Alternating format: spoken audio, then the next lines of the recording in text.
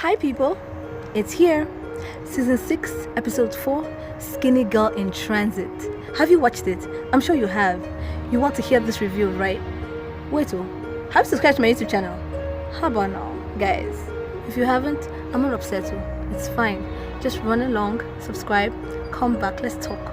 We have a lot to talk about. Are you ready? Let's do this.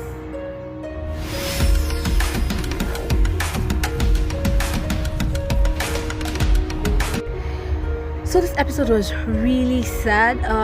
Episode 3 ended with Tiwa in the middle of a miscarriage. So this episode was her just basically trying to deal with what happened. Unfortunately, but expected, she blames herself. So that scene where she goes into the bathroom, she's looking at herself, she's talking directly to herself and is saying, look, this is your fault, like it's this weight, you couldn't even just restrain yourself and all that. It's really, really heartbreaking. And the scene where Mide enters into the baby's room, or the proposed baby's room, and tears up the bassinet, he's in pain, they're both in pain. So it was really kind of a sad episode. Tiwa is upset with me there because she's like, dude, you should know what to do, you should be able to break my walls. But right now they're such a new couple, they really don't know like the workings of each other's emotions and stuff. They're just getting to know each other better. So yeah, it's expected that they're having some kind of difficulty right now, especially with what they went through, what they are going through. Yeah, so that's it. It's not your fault. It's really not your fault. Like if you've ever had a miscarriage, I want you to know that it probably was not your fault. So it doesn't do any good to you or your body or the people around you if you blame yourself and you blame the people around you. So just take it easy and give yourself some time to heal, because that's what you need to do. And that's one of the reasons why Mide was upset with Tiwa, because Tiwa didn't even talk to him about it and he felt she wasn't healing. And that's the thing, she wasn't actually healing because she just kept everything bottled, talking to him about it. So it was giving it time to fester instead of allowing for time for her to heal. Do you know what I mean? So if you've ever gone through anything like that, please give yourself time to heal, and please find somebody that that you can talk to, because you need to talk to somebody about it. Guys, the sham ship has sailed. Has it sailed or sunk? It's all over between Shalewa and Mohammed. Thumbs up. This couple, the only thing that they had going for them was each other. Like, they've gone through so much. If you've been following this story from the very beginning, you'd see that when they started dating, they had an issue because Mohammed found out that Shalewa was once upon a time in her life dated a married man, and his wife almost killed her. He found that out, and he made it a thing. He got so upset and all that caused a rift in their relationship.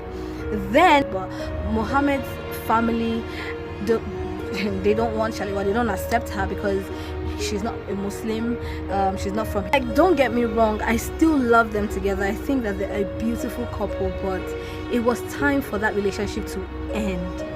Do you know, okay, you've watched it now, Shay, you've watched it, it wasn't that, okay, so it wasn't what I predicted. It wasn't like he was forced. In fact, in my opinion, it was worse.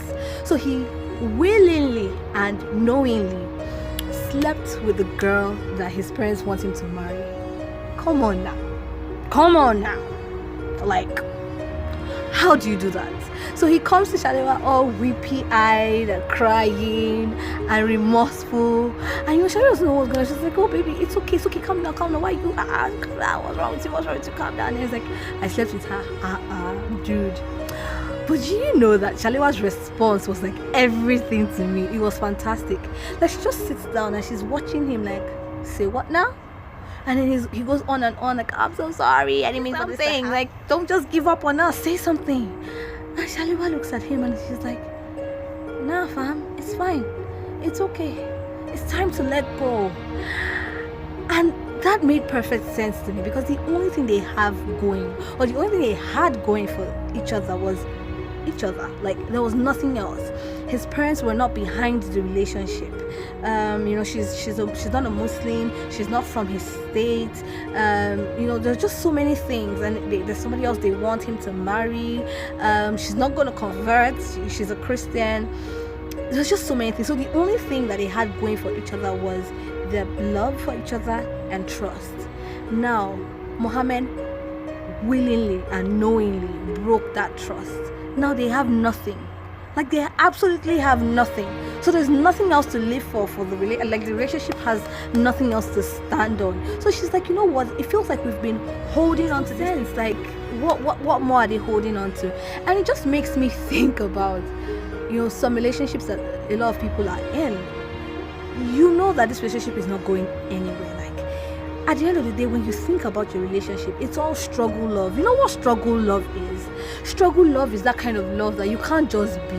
Like, there's one thing too many happening that is trying to tear you apart. Like, the guy is cheating, or he's a drug addict, or he's just like, there's just so many things happening that it's just making your love struggle love. Like, Shalewa was in struggle love, and it just feels like right now, like, like she just realized like the scales have fallen off her eyes, and she's like, come on, like, why? Like, I don't have to be here. Like, I deserve better, and she does deserve better. So I'm happy. Like, she's like, she even patted him on the back, like, guy, it's okay, calm down. It's just, yeah. So Muhammad is there begging, and she's like, don't worry, it's fine, it's okay, just, I think you should leave. Like, there's no yelling, and that boss moves, no yelling, no crying. It's just her looking at him like, okay, can you leave now? And I'm glad that she has realized beats. There's no need. She can do absolutely better, like so much more than Muhammad. But they still look so cute together, like, so cute. Okay, so everybody's sad in this episode, from Tiwa to Shalewa to Mama Tiwa. Of course, Mama Tiwa is sad, and they bring Woli in to try and pray for Tiwa. But there's hope, because the episode ends with yes, I remember this point. So Tiwa brings her bag, into her mom's house, and she's sashaying, good evening, mommy. And the mom is like, madam, where are you going to? I'm going to my room. And like the typical Nigerian mom, what room? You don't have any room anymore in this house. Is that just a typical Nigerian mom for you? Like, once you are married, you don't have a room in their house anymore, just go. But I really enjoyed the fact that she put this caveat there. So she asked her, did Mide beat you? Is he abusive? If he is not, whatever it is, you guys can work it out, and that for me was something. So I mean, like, your child is married, and you're like, okay, you're married now, so there's no more room for you in this house. Do you know what that child is going through? Like, have you asked? And even when don't you think that you need to provide some sort of shelter? Like, if she needs a place to be, if she needs a shoulder to cry on, if she needs somewhere to run to, your home should be that home, that place, that haven for her from time to time when she needs it. So the fact that she's married is not enough reason to say just deal with it. I mean, you're married, nah, so and Mama Tiwa understood what was going on. Like, she knew the reason why Tiwa wanted to, because she just wanted to withdraw. And she calls Mide, and Mide, like a good boy, comes over to the mom's house, and he goes to Tiwa's room, and it ends with them finally talking. And I could see that, healing was taking place in both their hearts. To everyone who has subscribed, and to everyone who watches my videos to the end, thank you so much. Thanks for subscribing. Thanks for liking my videos. I told you in the last video why it's important for you to like. So please continue to support me. And if you enjoy these reviews, please drop a comment below. The only way I can know and be encouraged to make even more reviews is when you let me know if you like what I'm doing, or what you want me to add, what you want me to remove. So thank you guys. I am eternally grateful. See you again on another episode of Skinny Girl in Transit Reviews. Till I come your way next time. Ciao.